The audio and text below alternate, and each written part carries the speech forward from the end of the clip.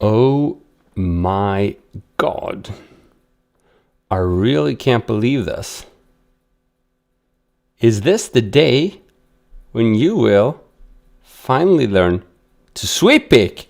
It could be, could very well be. We don't know yet, of course. We're not there yet. Let's see if I can fix this. But very soon we will be. Which is awesome, if you ask me. Learn to sweep pick. That's like the coolest thing ever happening to me. And you're gonna learn that today? Man, boy, are we doing good. I think we are. So if you're watching the replay, well, either way, actually, hi, I'm Christopher Dahl. And, sweep picking is considered one of the best shredding techniques for beginner shredders. I'm not 100% sure I agree with that, but I am 100% sure I'm going to show you something that will be useful and that will definitely help you overcome the most common obstacles. But before we do that, we're going to have to wait 14 minutes. So if you're watching the replay, consider yourself lucky. You can just forward 14 minutes and 26 seconds and the lesson is yours. And for all you other unlucky people who are here live with me, we're just gonna have to wait. But the good thing is, while doing so, we can hang out, we can play. Heck, we might even do some sweep picking before the whole thing starts. And you know what? That's exactly what I'm gonna do. I'm gonna be warming up a little bit so that I stand a better chance to actually both teach you but also inspire you by throwing in some cool sweep picking licks. So for this purpose, I'm gonna use my drum machine and I'm gonna warm up.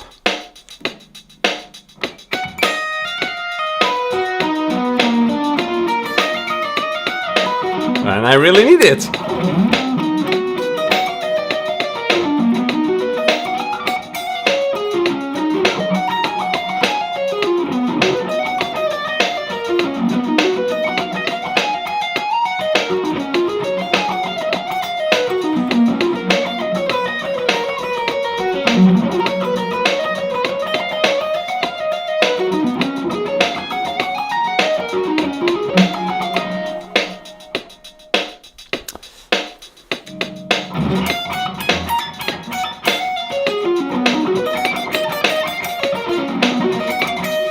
Cool, so we already got some people in here. We got a question from Instagram. What gauge of pick do you use to sweep pick? Actually, for sweep picking, I'm gonna do an experiment right now. I have this super thin pick and I have a super thick one that can't be bent. So two different, they are both white, but very different thickness. Let's see.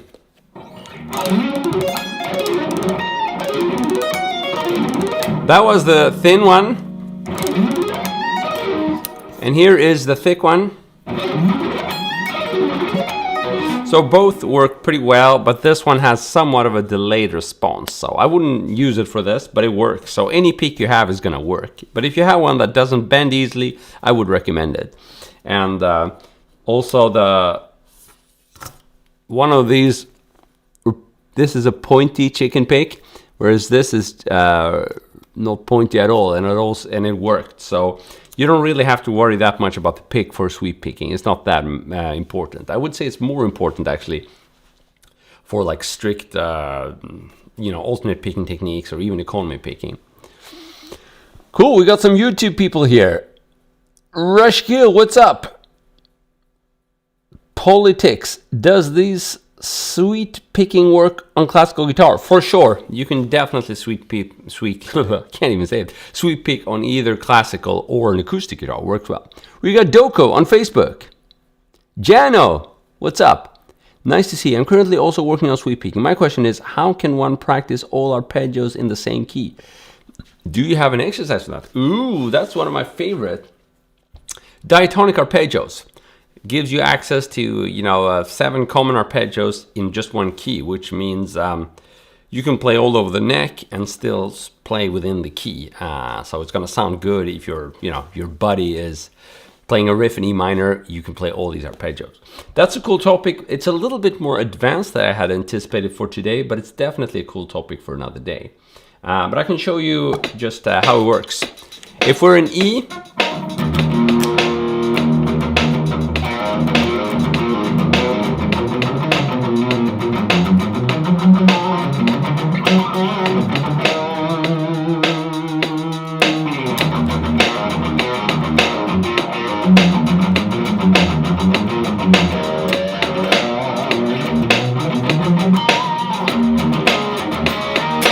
I made my point there. I'm in E, okay? Then I can play all these arpeggios.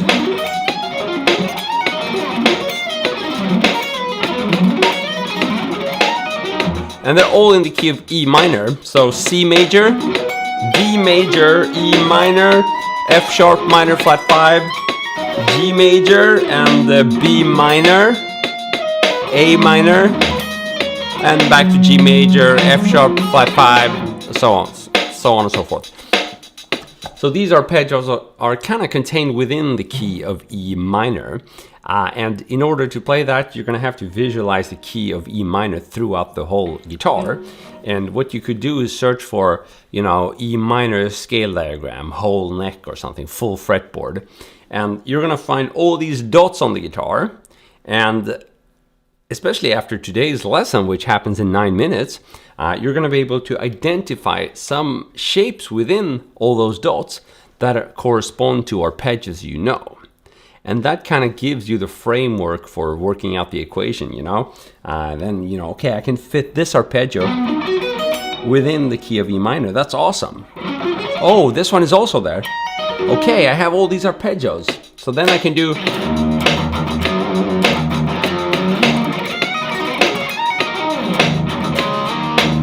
And it all belongs to the same key of E minor.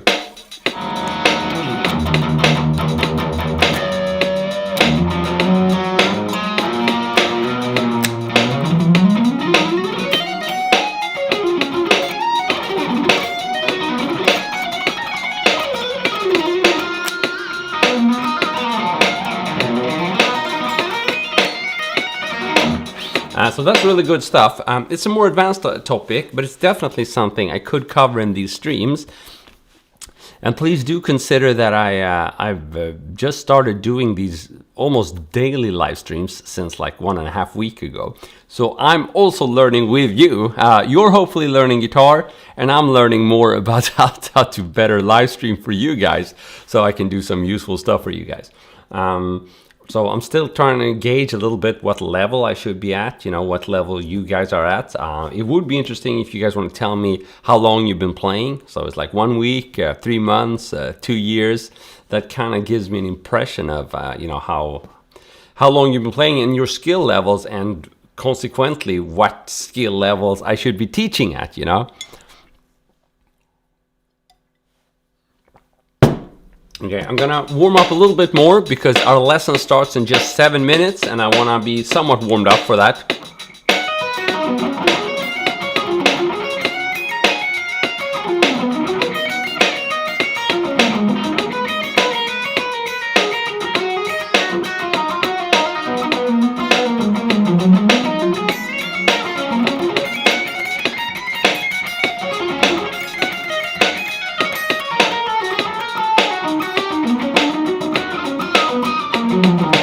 Cool, so Seth has been playing for 3 years. So that would most likely place you in the intermediate category.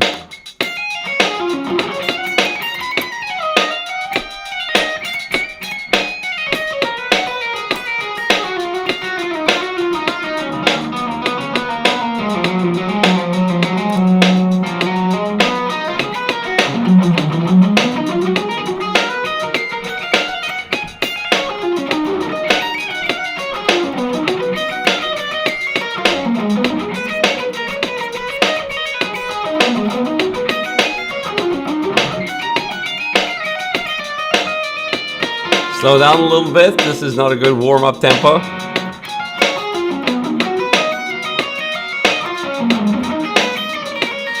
I also want to check that I'm not distorting anything here when I speak loud, it seems okay.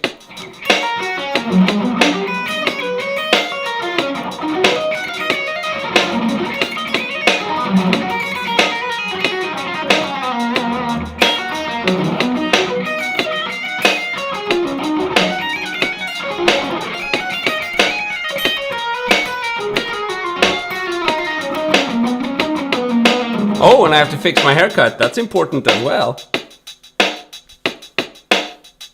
Can't be rock and roll without a cool haircut, can you?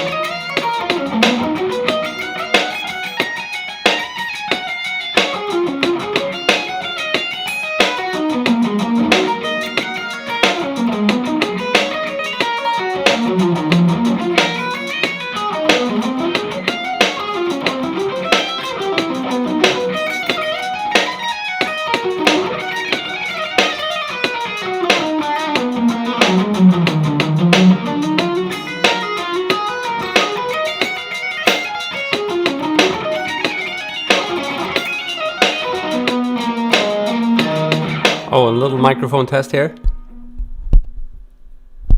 Yeah, I think we're doing good. Thank you, Seth. Okay, Jano's been playing for 1/5 of a year. That's pretty cool. Okay, I'll warm up a little bit more and our lesson starts in 3 minutes and 40 seconds.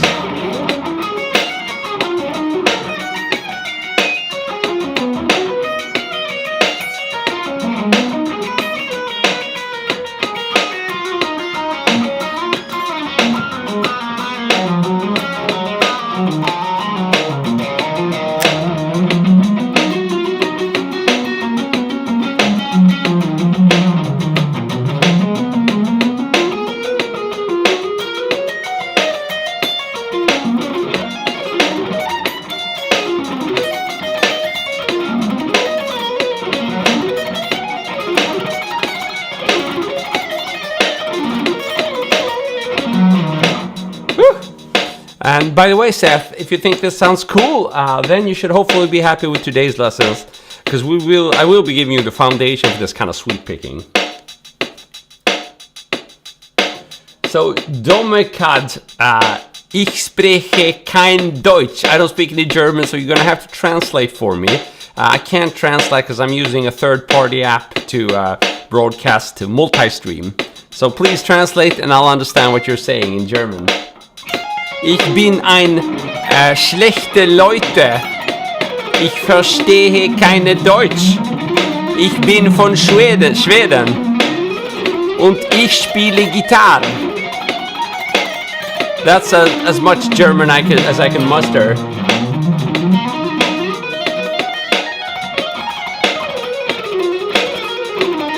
I have to get a little bit of credit for doing it while playing guitar though.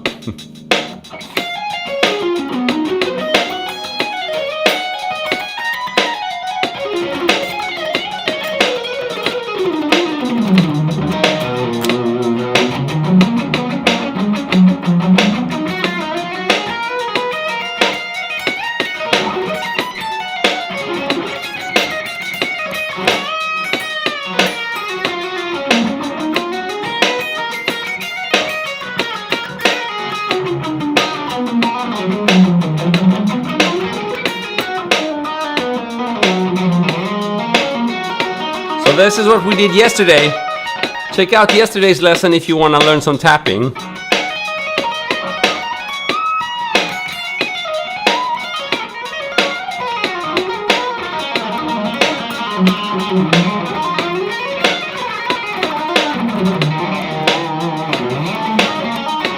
Isas, I've been playing for around 3 years. Ooh, only 55 seconds left to the lesson. No, but seriously, if you'd like the tapping stuff, we did that yesterday. So just find yesterday's live stream on my channel here, and you can learn that as well. It's just a short, like 10-minute lesson, so it should be quick. Okay, I'm so excited. We're almost there.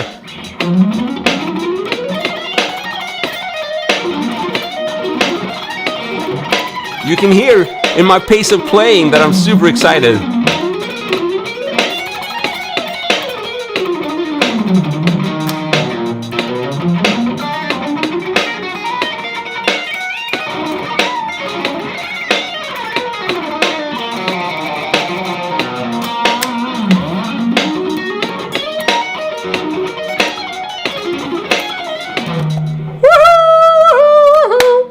Okay, so the lesson has officially started, and just to give you a brief little introduction to sweep picking, it's that technique which everybody speaks about and referencing to it as, you know, being a beginner-friendly shred picking technique. So if you want to play fast, try sweep picking. I'm not 100% sure I agree with that statement, but regardless, I do love this technique, and I myself started practicing it from the very first days of me, you know, wanting to play shred guitar. So it's always been there with me, and I do believe I have a couple of important tricks to share you, as well as some tips to help you avoid the most common pitfalls when trying to learn sweep picking. Okay, so if you've been around for the last 5 minutes, I've done a lot of sweep picking. So basically, this kind of thing, it's just sweep picking all over the place. But it's super fast, and it's not something that's going to be very helpful for you if you've never done it. So what we are going to do is break it down on a granular level, and we're going to be starting off with the right hand. The right hand is super important because the right hand is what defines the actual sweep picking motion. If you don't use the right hand in a sweep picking manner, you are not sweep picking. You might be doing something else that's equally cool, but you're not sweep picking. So the sweep is going to start from the right hand. How are we going to sweep across the strings? Well, some would argue it's self-explanatory, but I think it's definitely worth clarifying that the very first step is mastering the sweep picking motion. And in order to do that, you're going to lightly touch the strings with your left hand, okay? So you're not going to be pressing the strings down so you get actual notes ringing. Not like that. Just lightly touching it so you get that sound. Let me turn off the delay here so you get a cleaner sound. Okay, this is what we're looking for. Dead strums, dead strings, muted strings, strings that are not ringing. Lightly touching here. This gives us the possibility to hone in on the right hand and do some real sweep picking. So you're going to be starting with a pick with a 90-degree angle to the fretboard. Or to the pick guards, to the guitar, like that. So straight into the guitar. Then we're going to tilt forward like that, okay? Now you're ready to start your sweep picking motion. So it's a good thing to practice this slowly. I'm the first to advocate for that. But here's what you're not supposed to be doing. You don't want to sweep like this. Why? Well, you're certainly practicing slowly, that's good. But what is bad is you're disrupting the one consecutive sweep picking movement, and you're instead doing a whole bunch of downward plucks like this. Down, down, down, down, down. Why is that bad? You're practicing slowly, which is good, right? But it's not efficient. You cannot do this fast. Whereas if you do it with like one motion, you can do that super fast, and that's what we want here. We want something that is efficient. So, here's the deal.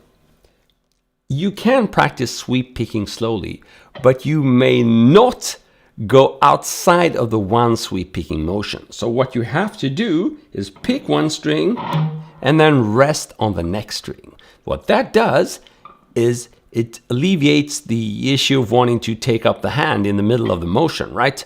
We don't want to do this. We want this. Can you see how efficient this movement is? This is a slow motion sweep picking movement. If we speed it up, okay? Just to remind you, the other thing, which I didn't want you to do, if we speed that up, it's not efficient, okay? So, we're lightly touching the strings, and we've angled the pick, and now we're doing one consecutive movement, constantly resting on the next adjacent string before hitting it. Pick, and we're resting. Pick, and we're resting. Pick, and we're resting. Let's speed it up. Whoops. There's your sweep picking, okay? If you've never done sweep picking, now is a good time to congratulate you. This was your first real sweep. Did it sound cool? Maybe not, but you have the foundation here. The next big step here is understanding the pick angling as we change direction, okay? So we've done it ascending, so going from the thickest string to the thinnest string, and for that purpose we've adjusted our pick angle, right? We wouldn't have wanted to pick like that because we would have gotten stuck under the strings. That's why we tilted forward like this, and we did the motion. Now we're going to do the exact opposite, so tilt in the other direction, and we're going to go back still with one consecutive sweep motion. Very cool. Just to remind you, we're not doing this. Why? Well, we are disrupting that one consecutive sweep motion once again, okay? This is one motion. Whoops. This is the motion that translates to something fast. Very efficient, very fast.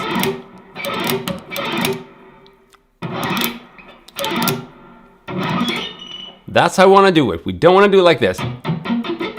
Or, okay, hopefully you got the point now. You're maybe even thinking, well, what Chris is doing there, that's just a regular strum, you know, like this. I can already do that. I can already strum. So what is Chris teaching me? And you'd have a good point, because it is actually a very controlled strum we're doing. The big difference, of course, is what the left hand is doing. And that kind of brings us to the next part of this little lesson. We have to look at what the right hand is what the left hand is doing, because otherwise this will not be a sweep. It's just going to be a slow strum, which you're probably already doing because you've strummed the C chord before, right? It's the same movement. But when you're playing a C chord, your fingers are static. They are not following what the right hand is doing. They're completely static, and the right hand is trying to figure out the rhythm. This is not the case with sweep picking. So again, just to show you the end goal here.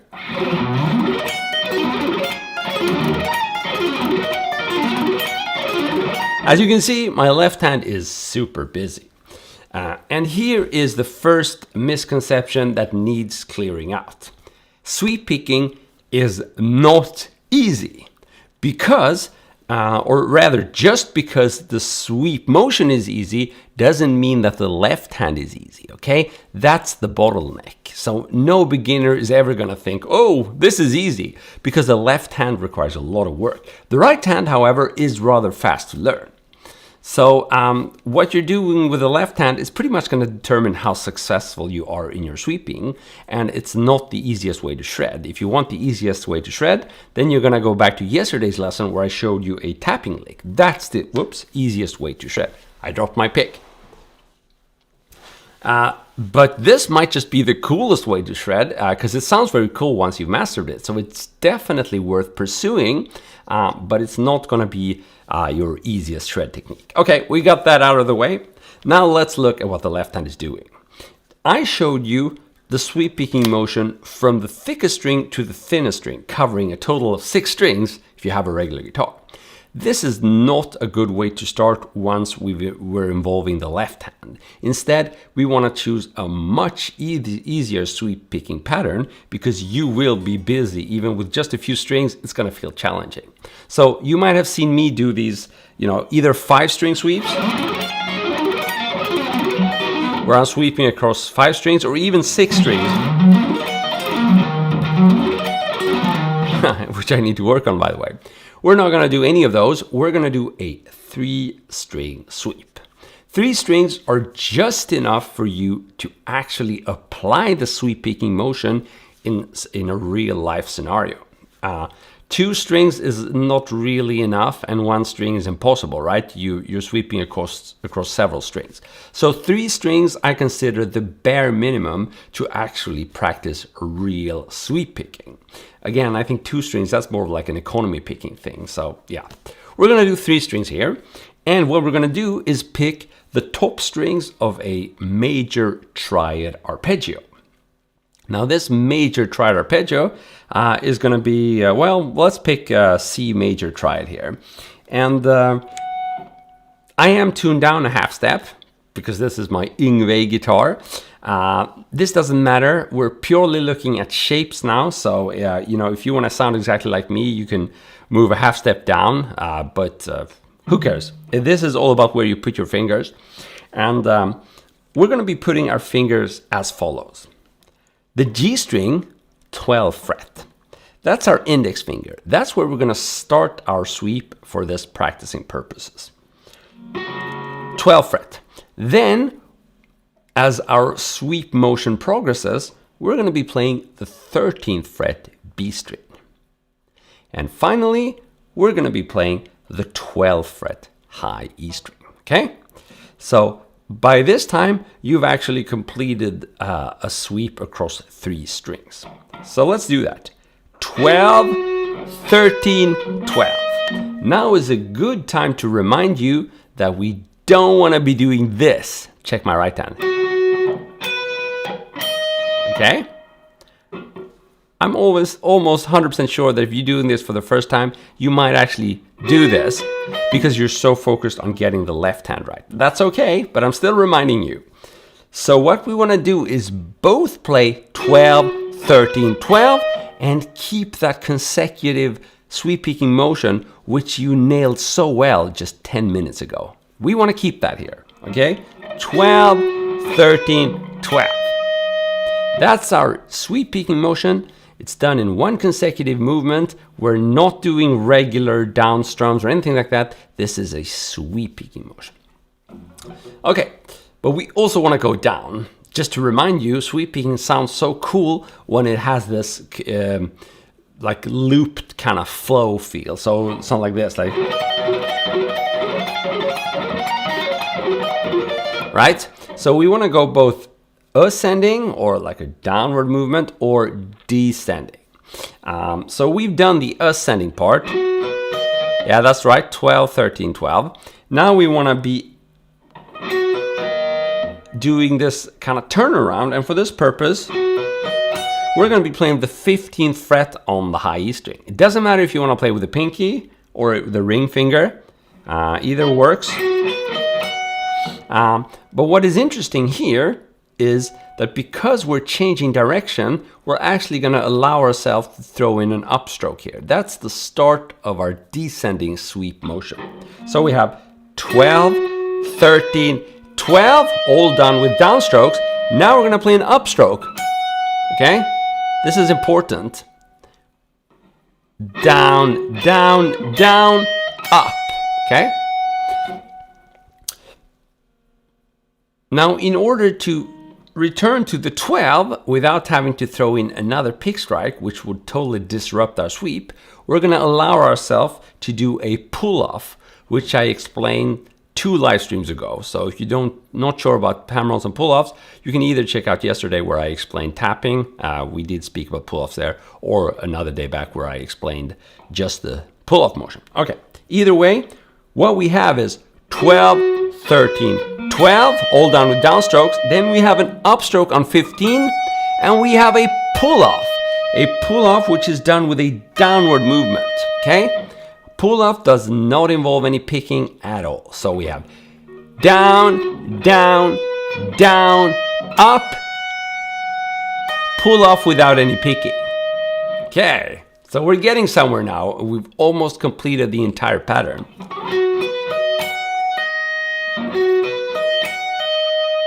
Now we just have to go back to 13 again, and we've completed the pattern. 1, 2, 3, 4, 5, 6. Okay?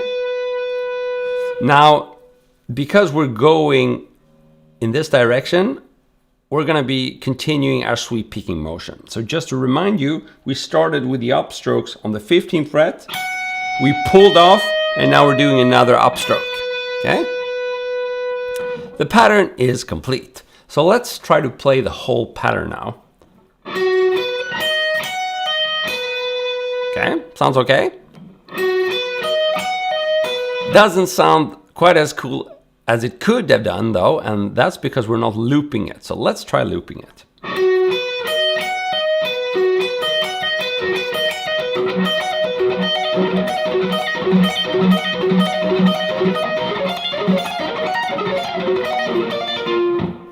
Okay, that was a bit fast, but you can hear if we fast forward a couple of years of practice, how this can end up sounding really cool. Now, we're not quite done with the picking analysis because something happens as we loop the pattern. And the thing is, when we restart the pattern, it is not convenient to start with a downstroke again. And that is because we're arriving from this upstroke scenario. So what we want to do here is actually restart the pattern on an upstroke. Then after that, everything loops the same way. So just to show you, we have down, down, down, up, pull off, up, up. And this is the first note of the second iteration or set. So as you can tell, as the pattern loops, we're going to start it each time with an upstroke. And that should hopefully make sense to you once you loop the whole pattern.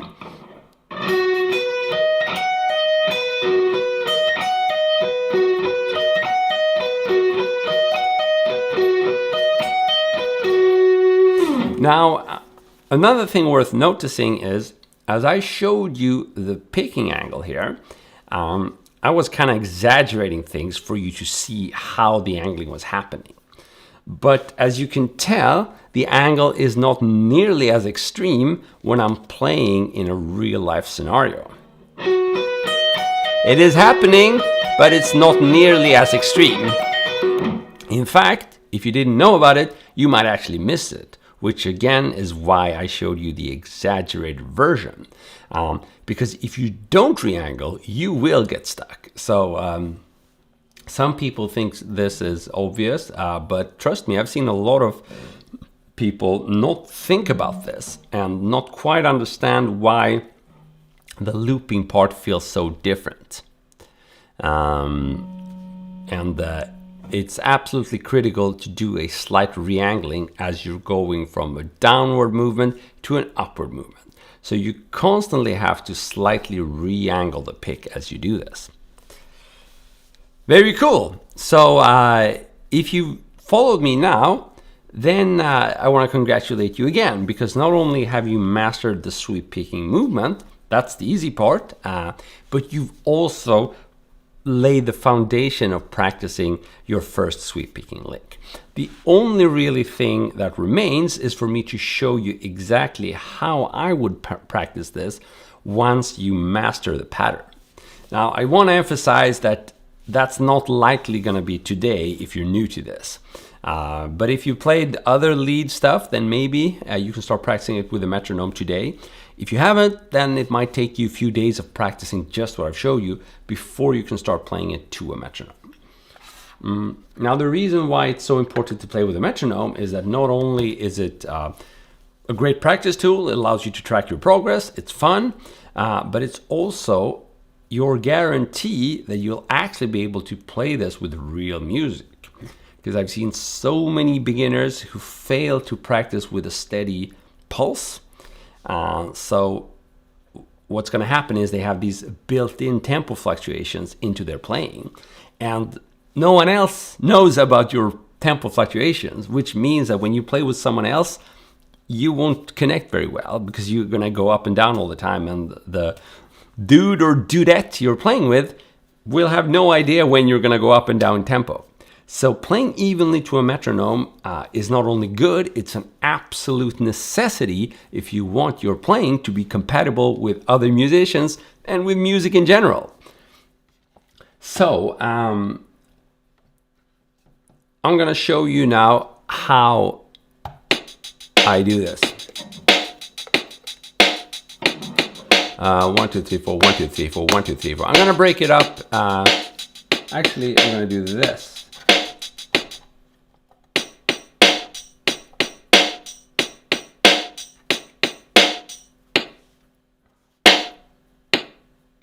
One, two, three, 1, 2, 3. No. 1, 2, 3, 1, 2, 3, 1, 2, 3. There we go. So we have 6 notes, and we're gonna make sure that we're playing groups of 3 on every beat here. So 1, 2, 3, 1, 2, 3. Slower.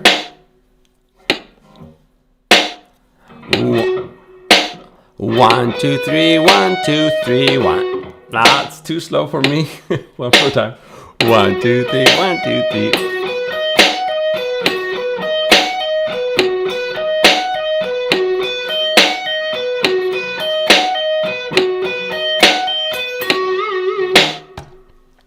Okay, that's actually, this is pretty difficult just playing it like that. It's going to take you some time if you've never done this.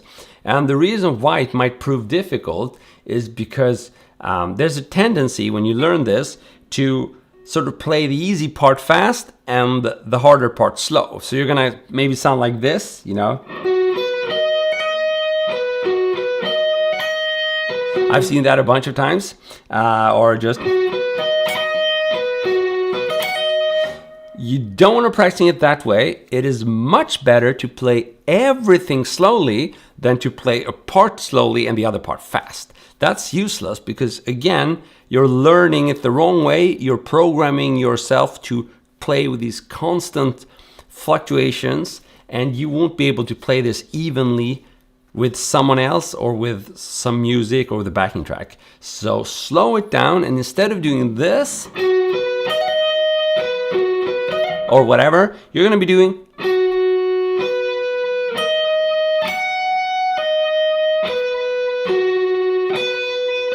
Can you hear how even that is? It's slow, granted, and that's a good thing. You want to be practicing slowly so you're in control of everything. But it's super even. Da, da, da, da, da, da. You know? That's the way to do it. I understand the temptation to try to play fast, but that's just going to kill you. It won't help you to play faster than you actually are comfortable with. Always play slightly below your comfort speed. That's what I do. It's the best way to make progress.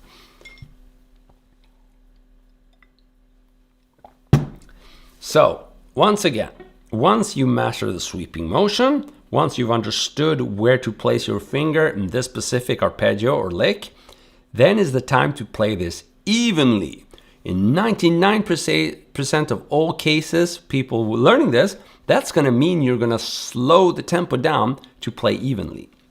Again, the reason, you know, it sounds fast or sounds good when that's because it's even. It's, you know, it won't sound as good if you know, sorry, I can't even do that properly, but it's super important. I can't emphasize it enough. When you're practicing slowly, you should do it evenly because otherwise you will sound like crap once you get up to tempo, okay? Hopefully you got the message now. So here's how you would be practicing this once you've understood the pattern. 1, 2, 3, 1, 2, 3, 1, 2, 3, 1, 2, 3, 1, 2, 3, 1, 2, 3, 1. Not 1, 2, 3, 1, 2, 3, 1, 2, 3, 1, 2, 3. Not that, like this. 1, 2, 3, 1, 2, 3, 1, 2, 3, 1, 2, 3, 1, 2, 3, 1, 2, 3, 1, 2, 3, 1, 2, 3, 1, 2, 3, 1, 2, 3, 1, so on and so forth. I was throwing in variations which we haven't covered there, but hopefully you get the picture by now. Cool. So this is the end of our lesson. And trust me, even though it's just a simple, small little pattern, This is packed with information. If you understand the things I've spoken about here, you can then apply it to lots of other licks, because playing evenly, that's a valid tip for anything you learn, you know, especially if you're going to shred. You know, playing evenly at a slow tempo, that's the foundation of shredding. And we've also covered things relating to motion efficiency here. Super important for other topics as well. So you're not just learning a basic sweep picking pattern here. You're pretty much laying the groundwork for understanding how shred and, you know, learning to play fast, how that actually works. So there are many reasons to congratulate you if you've made it through this lesson. Well done, Matt. Okay, so this was a little bit longer than I had thought, but that's good. But I haven't checked your comments for quite a while now. So while you digest all the things I've spoken about here, I'm just going to quickly check what you guys are saying on different social media channels. Instagram is fairly quiet, which I guess is good. Still people here, but no one is saying anything. Yep. So let's check out YouTube, which is a little bit louder. Thank you, Eric and Seth and Jesse, for the great words. Finnish. I do try to teach every day now on live streams. Yes, so you can go back and you're going to find many live streams on my channel. Can I play some new metal? Maybe. Not the topic of the day, though. Sorry, mate. Good evening, Kirill. If I'm going slow, I should not make some parts faster than others. Good point, Finisher. You understood the purpose. So basically do everything at the same speed. Exactly. 5-star tip. Thank you, Tommy. My girl brought me a Squire starter set and I have no idea where to start. What do you recommend? You should start with songs, riffs, or licks that you love listening to. Where's my ear? There it is. That's what matters.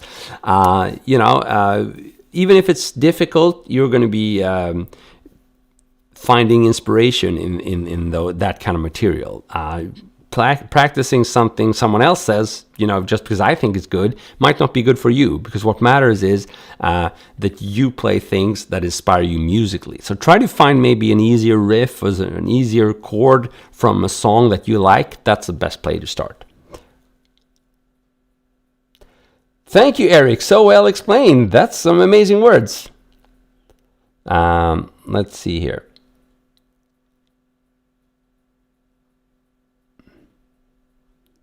Where do I buy this red guitar so that I start sweeping like you do right away without practicing 40 years? That's the spirit. To answer your earlier question, sound, video, and teaching style and speed is perfect. Thank you so much, man. Please continue, Chris. Old fart guitarists of all nations need you. Thank you, man. I'm also an old fart guitarist, I have to admit. I can call me pick, but when I try to sweep, it just becomes legato. That's a weird one. You can economy pick, but when you try to sweep, it becomes legato. That shouldn't happen if you do exactly the way I taught you to do it today. Will it still sound cool with no distortion? That's a great topic. Many of you are probably sitting with a simpler setup. Maybe you don't even have an amp. Maybe you have an acoustic guitar. So let me see if I can change sound here.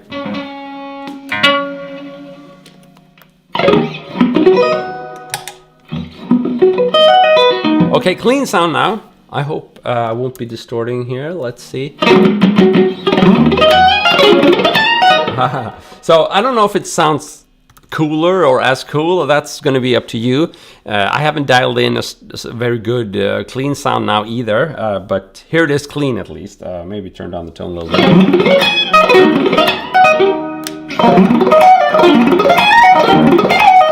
I think it sounds cool. Some would argue it sounds like a musical fart, but whatever. You can definitely practice all the things we've spoken about. 1, 2, 3, 1, 2, 3.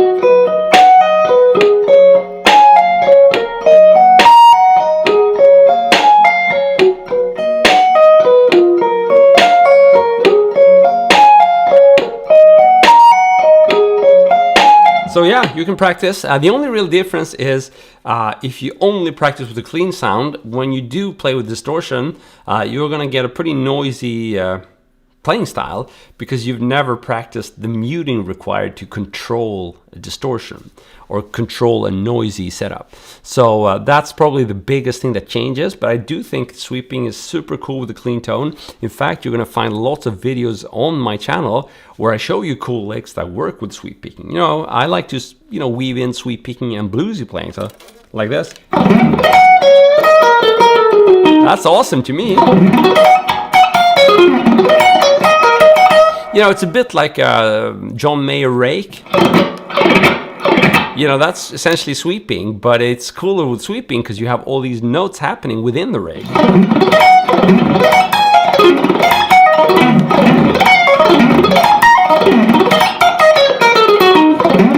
So I think it sounds awesome with a clean tone. The answer is yes. Still going back a little bit because I missed many comments here. What an awesome channel. Thank you, love. I don't know, you know, then if this month, you don't know too much about playing time, maybe sweep picking is too early for it. Yeah, it might be.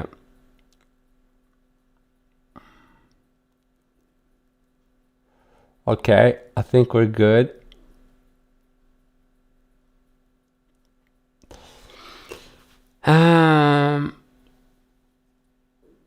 So, I'm going to go back to my high gain sound there, and I think because you probably want to spend some time digesting what I show you, I think I'm going to go back to my practicing now.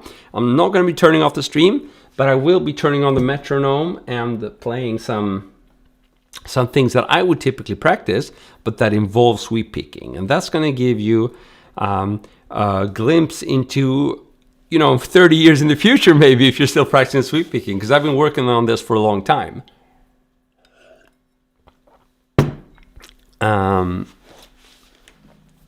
So let's do some warm up, and after a little while it's going to be more advanced sweep picking. Let's see here. I'll be practicing for maybe like,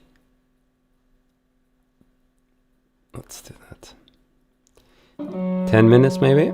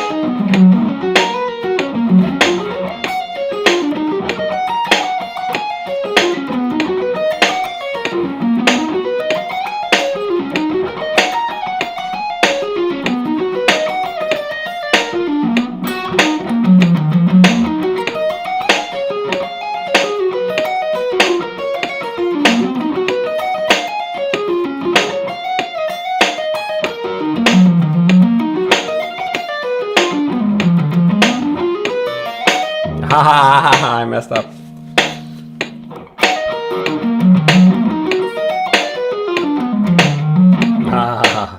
Slow down a little bit more, maybe.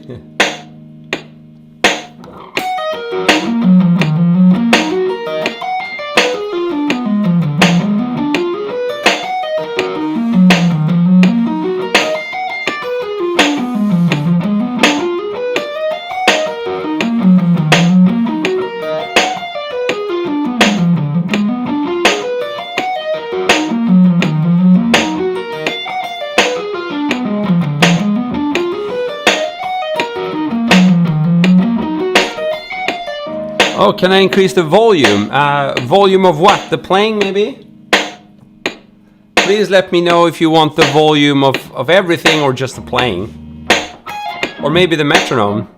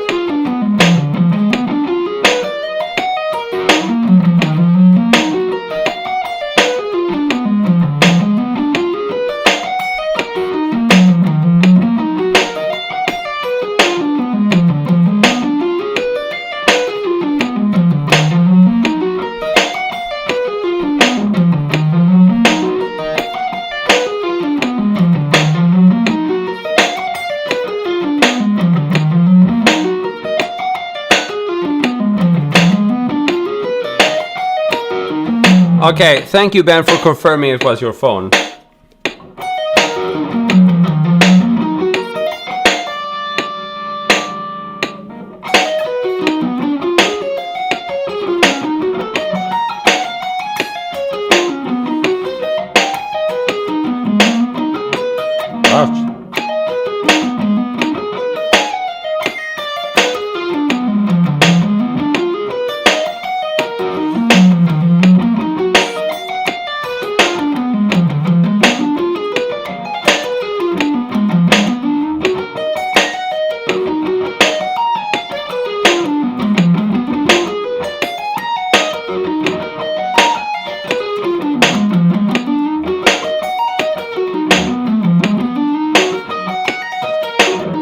Ah.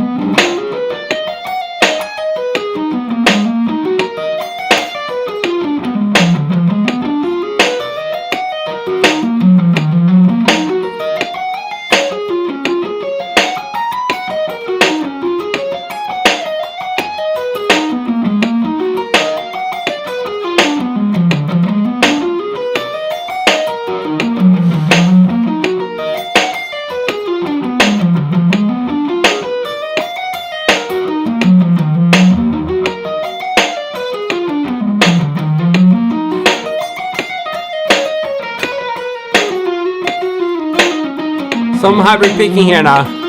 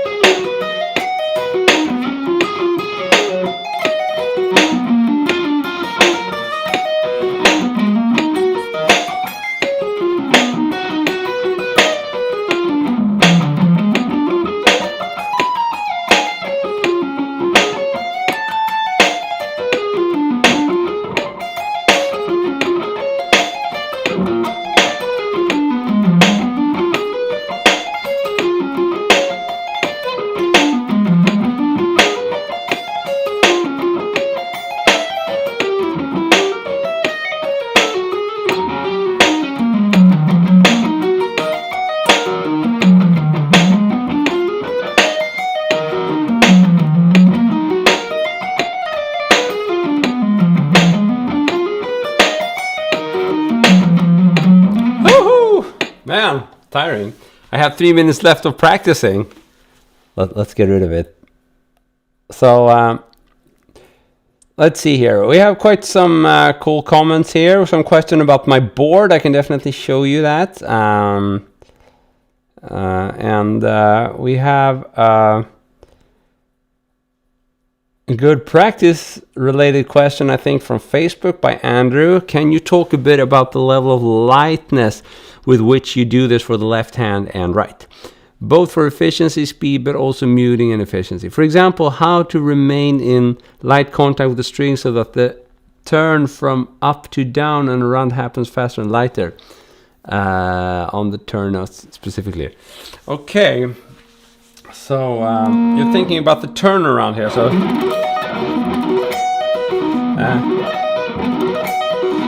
I think that for the lick I showed you, which was basically this, right?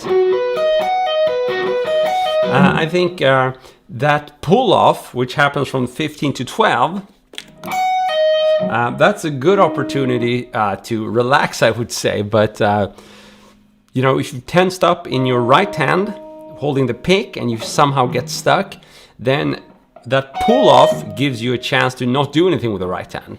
It's a short moment of time, but still, that can help. Now, you know, as far as having a light touch, I would say that most of my focus is on the left hand. When sweeping, I think you could, if you wanted a really aggressive sweep sound, you could, you know, if I turn off the volume, you should still hear how aggressive I'm sweeping now.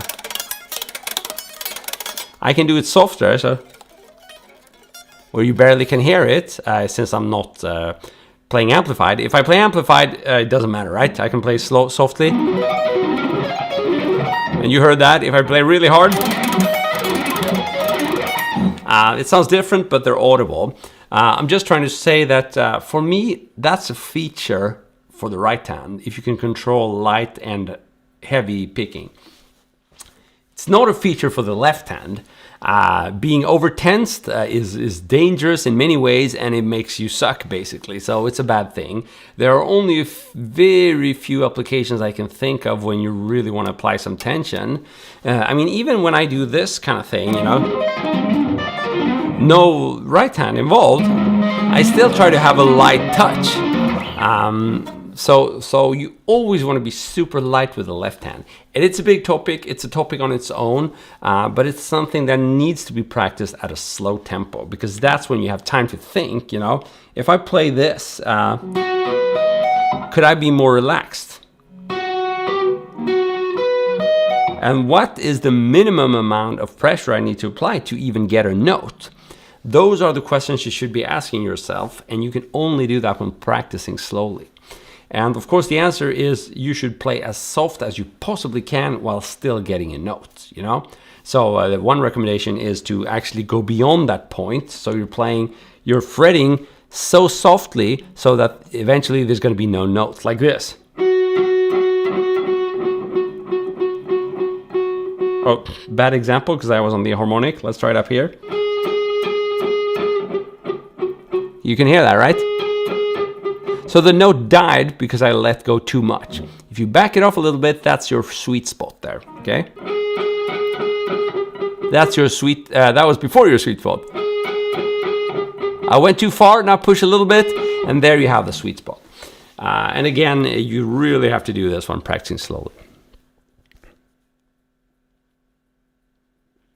Thank you, Ben.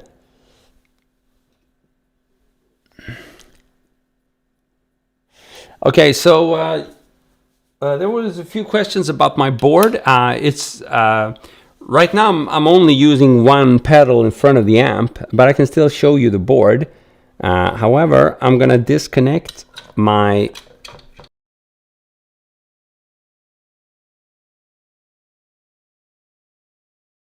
Am I still here? Yes, thank you. Whew. I accidentally turned off the phone. So you're hearing me on my iPhone mic now. Hopefully that's okay. Here's my board, and sorry for cable hell. I live in cable hell, but I'm proud, I guess. Actually, the reason we have cable hell here is because I'm constantly changing the order of these pedals, and you know, it's just me in my studio, and since I don't shoot on the floor usually or film, it doesn't make sense for me to spend time fixing here. Those are just lousy excuses. Who cares? Here's my board, and the only pedals that are being used now is the tuner, the noise gate, and this compressor, the blue one. I have it set to compress a bit, but it's also acting as a booster. All the other pedals, or none of the other pedals are in use now, but they're still cool. This is my favorite, probably the Silk Tone Fuzz, very flexible. Someone commented on Friedman. It's pretty cool, but I often end up using my amps distortion as well. This is a pretty good substitution for amp distortion though.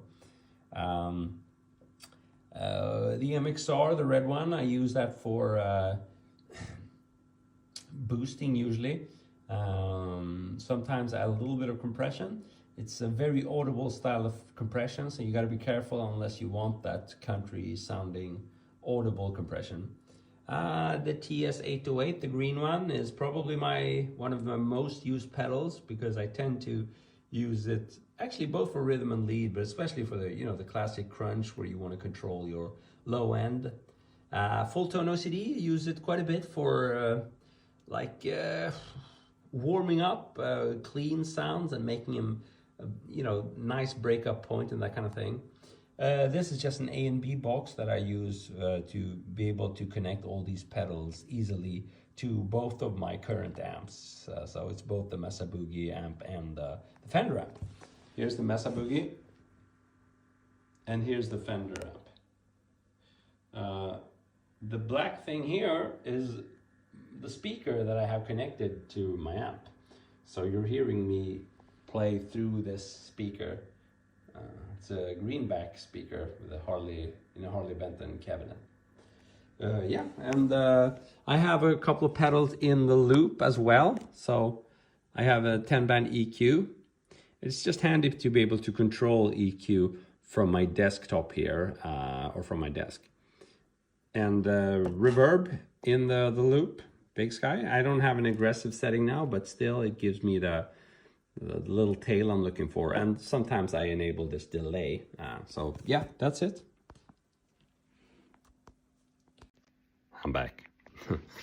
So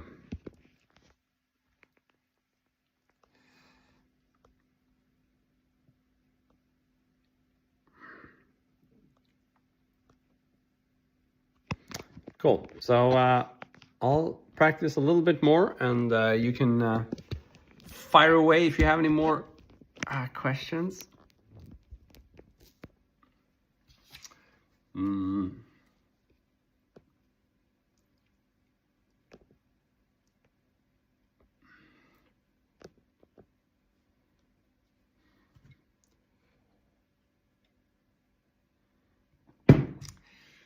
Yeah, I want to connect my microphone here as well. Sounds a little bit better, I think. Yep, there we go. We're connected. Awesome. Let's play a little bit more.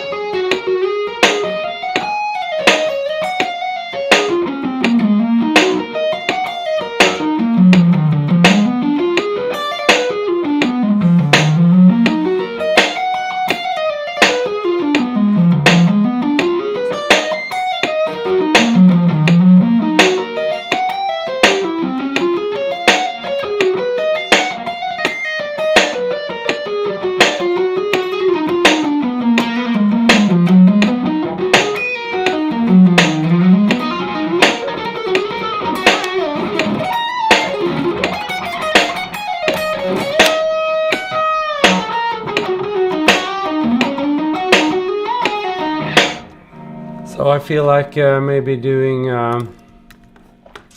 some backing track.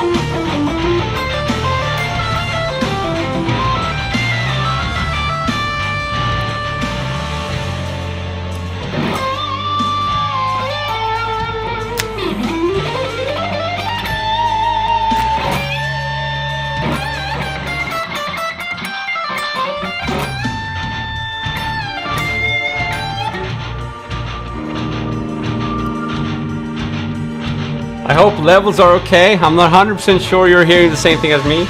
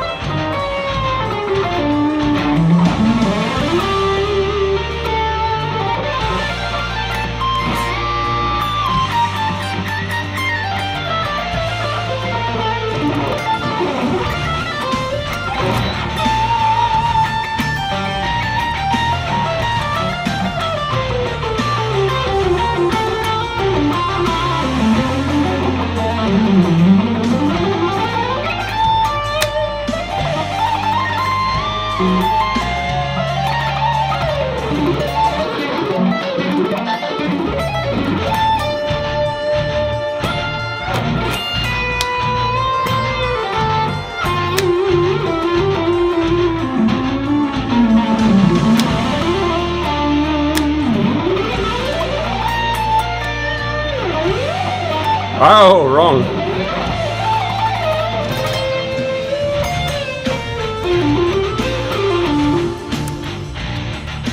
Oh yeah, just checking we're not distorting here.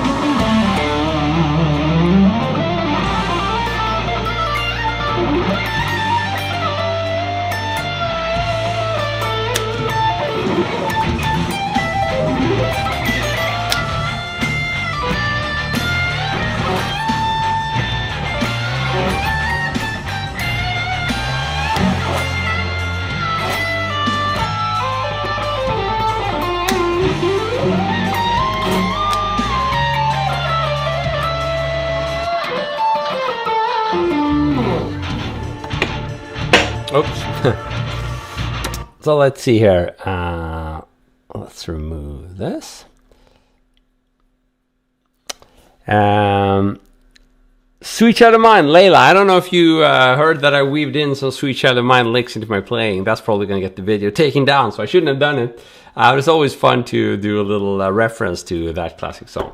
I don't know many cover songs. I get the requests quite a bit here on when I live stream, but I don't see any purpose after 30 years to play cover songs. I just stopped doing it.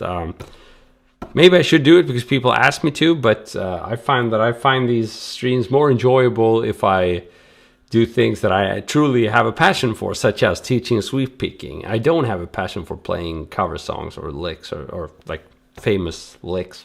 I don't know. It just bores me. I like kind of building my own style and not rely on others. And so that's what I prefer teaching as well. You know, give you the tools so you can go up there and do whatever you want, not just play Layla or whatever. My first song, I think I was like...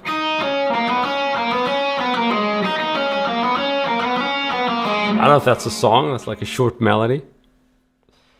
But that was probably the first thing I learned. Cool, guys. So this was a pretty cool session. We really did some deep diving into the foundations of sweep picking, showing you a segment of like a C major triad arpeggio.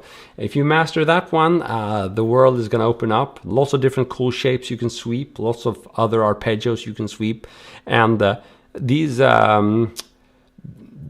shapes can be used in lots of different ways, you know, for improvising, for building solos, or even, I guess, building riffs, licks, whatever. You can, you know, the imagination is going to be the limit there. So thanks so much for tuning in. You've been absolutely fantastic. And I've been Christopher Dahl. See you soon again. Cheers.